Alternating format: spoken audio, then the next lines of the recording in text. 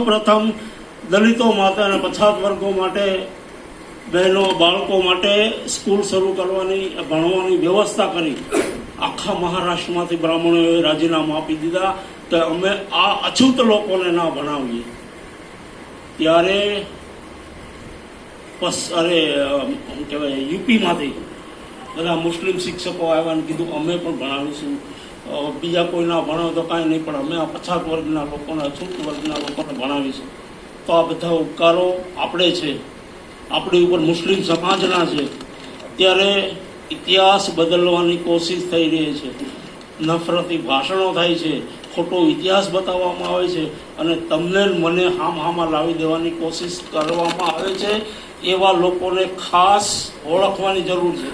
મેં અત્યારે હમણાં જ હું બેઠો હતો ત્યારે લખતો હતો, અહીંયા મેં બધું લખીને મૂક્યું છે કે ભાઈ આ દેશની અંદર દલિતો, અછૂતો અને અનુસૂચિત જાતિના લોકોએ વિચારવાની જરૂર છે કે આ દેશની અંદર અનામતનો વિરોધ કોણ કરે છે।